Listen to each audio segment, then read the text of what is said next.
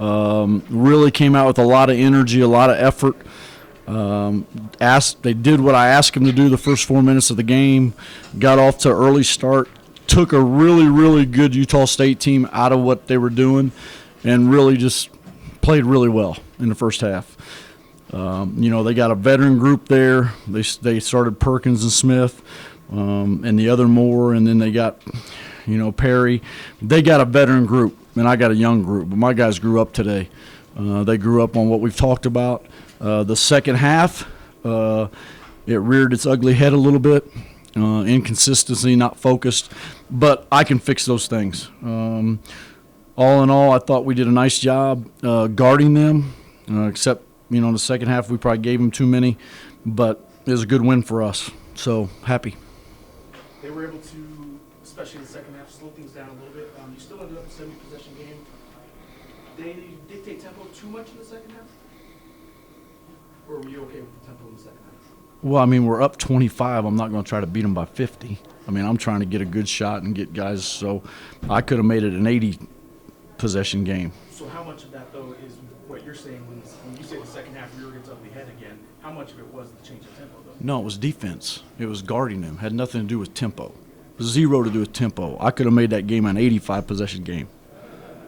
That had nothing to do with tempo. It had us guarding them. If we would have guarded them like we did the first half, then we would have got more tempo points, and we weren't been taking the ball out of the net. That wasn't any getting out of a rhythm, though, is what I'm saying. You had a rhythm in the first half. Yeah, I just think we didn't stop them. We didn't guard. We gave them 18 points in the first half. They end up with 59. Big discrepancy in guarding. At least with the turnover situation, was it 15, end up 15, which is what you said you wanted?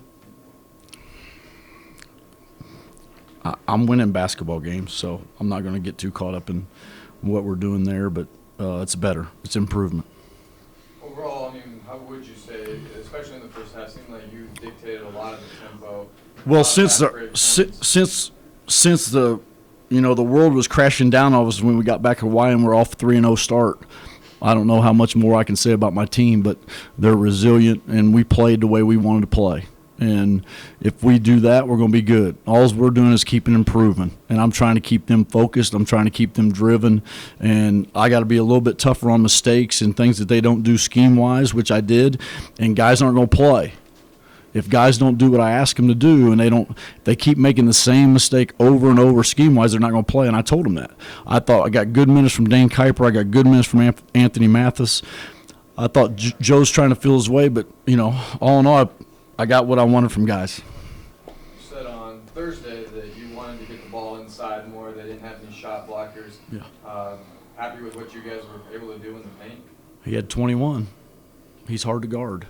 I didn't think it was one of O's better games just because I thought O was active in the first half, but he came out in the second half, and when he misses 2 or 3 shots like point-blank dunks, then he kind of goes in a funk, and then he kind of loses track of what he's doing. So he's got to grow up a little bit in that and let the next play. Tim Williams, just another he's good. Workman like that, game from him. He's good. I don't know what more you want. I told you from day one he's good. And I don't know if there's anybody better in our league as a low post scorer than that cat. What about Cullen's performance? Another good performance, and he also had 6 assists tonight. Yeah, he turned the ball over a couple times too many, but he passed up shots where he should have shot it instead of trying to drive and get somebody else open. But he's got to shoot those shots, and we got him to keep playing that way and keep playing that fast. And he's getting the ball to the right people, and we missed a lot of shots that could have had more assists, but that's part of it. We're not counting would be assists if they make shots. So, but he's just got to keep playing at a good level. And I thought Elijah let the game come to him. He didn't force it. They had 11 assists together. That's pretty good for those guys. They committed 21 fouls, about 5 more than normal. How much of that was them maybe playing from behind, and how much was you guys just putting pressure on them? Well, Jeff, I think the biggest thing was I think we went inside out to start, and we were really driving the ball, and we were able to get to the free throw line. I thought that was huge for us. If we're able to get out in transition and get stops like we do in the first half and get to the line, we can score some points. We came out okay the first 4 minutes of the second half, but O missed 2 dunks. We missed some easy shots, and we could have got out going again. And then we were just running the clock, trying to get possessions, trying to run the clock out, and we really didn't push the envelope, which, maybe I should have, but I don't believe in that. How important was it to get off to a fast start, considering you had the whole week off, and we've seen it, in the time or two where you. Well, I think that's been our problem. I mean, if you've watched our team, I think that when we've struggled, we've lost games, we got off to a bad start. But Fresno, we got off to a good start. Nevada, we got off to a good start in this game. But we've been practicing it a lot. I mean, we've been stretching them, getting some shooting in, and then practicing the first 4 minutes of the game. So not really orchestrating what we're going to do because it changes game by game what we're going to do offensively. So, but I think just getting them to play that first 4 minutes helps. About 1 minute left in the first half. Mm-hmm. The lead was about what it ended up being. But I saw you kind of step out onto the court a few extra feet, and you were yelling at your guys to play defense, maybe yelling at the crowd a little bit.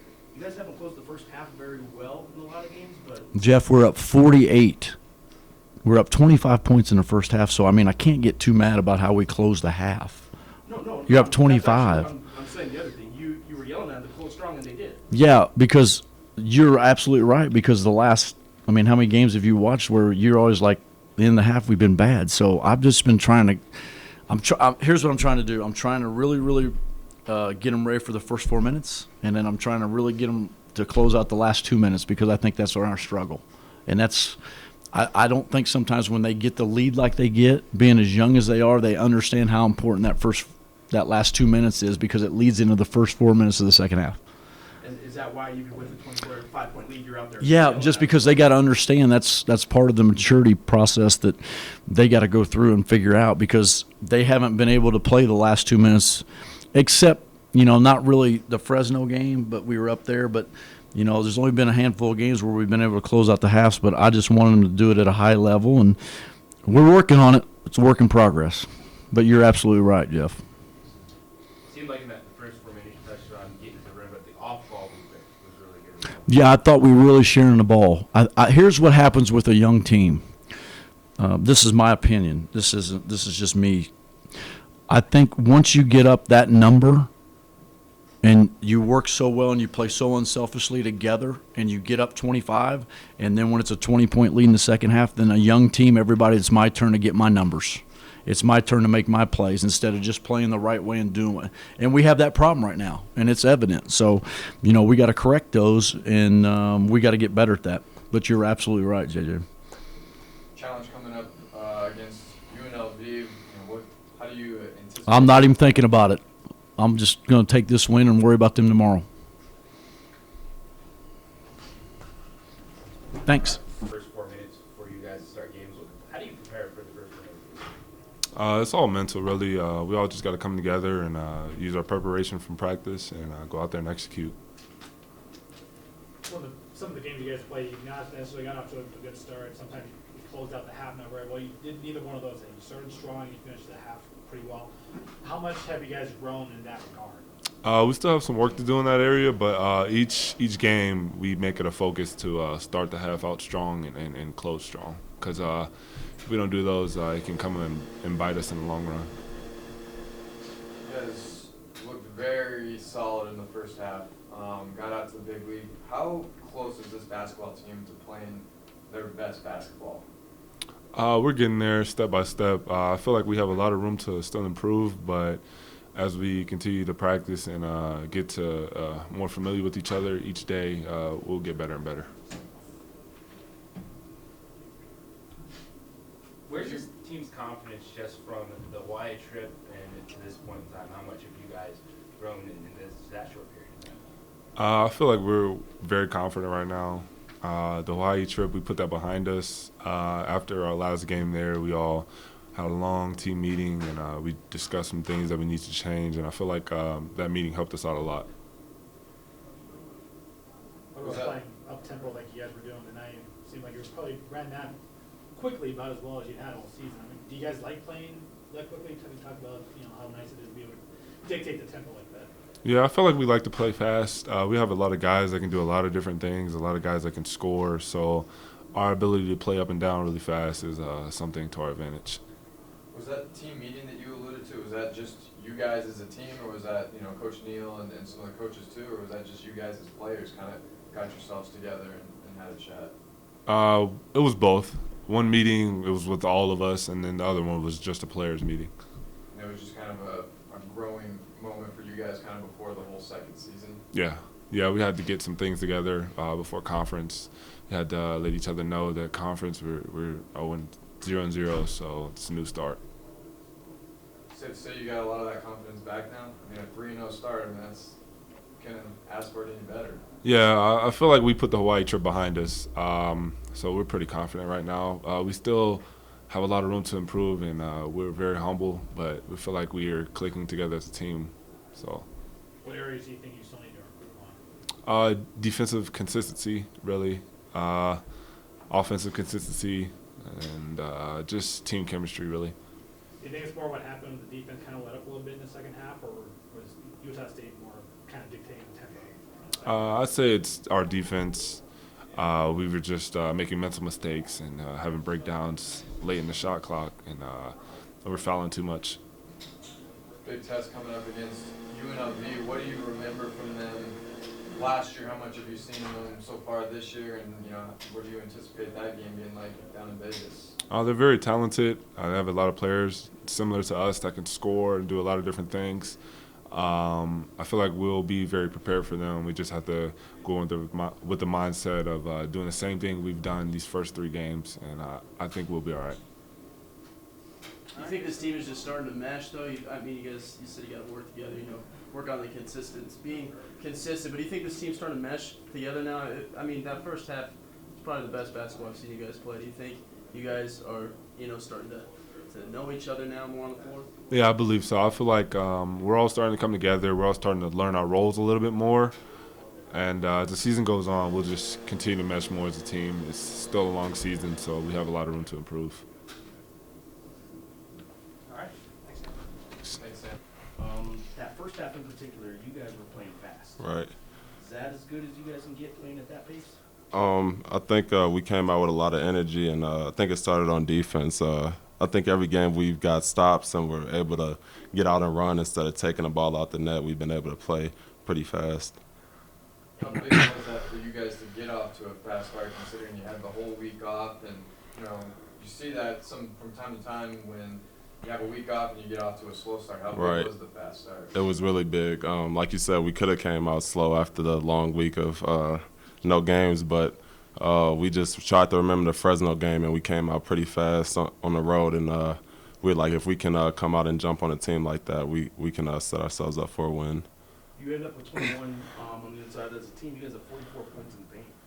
This is a team that had been letting teams get hot from the outside, but you guys seem to have a game plan going in from the start. Mm-hmm. So you guys were going inside. That was the game plan from the start? Yeah, Coach Neal put on the board that we should get a lot of baskets inside and try and get to the rim, try and get to the line, and also have our posts get a couple touches.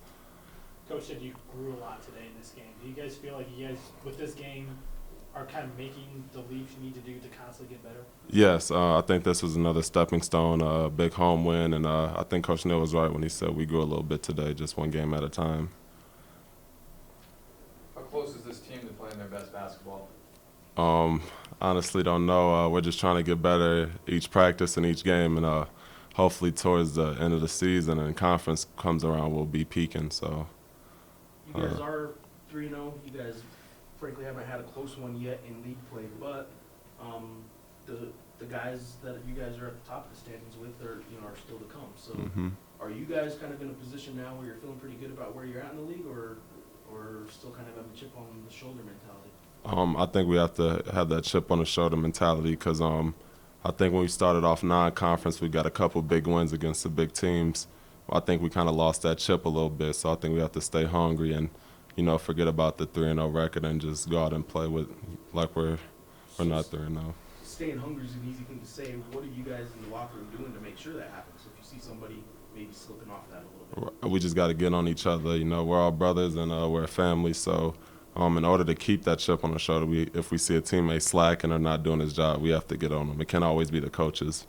What about Jalen Moore? It seemed like you drew the defensive assignment to kind of stay on him for a lot of the night. How tough was he to contain? Oh, he's a great player, inside-out game. He can shoot the three, put it on the floor. So I mean, he's a great player. Collectively, the team just has to do a good job. I think we did a great job on him in the first half, and then the second half, I think he kind of got off a little bit.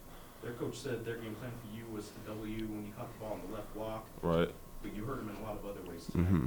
Did you feel like you were kind of expanding tonight what you've done most games?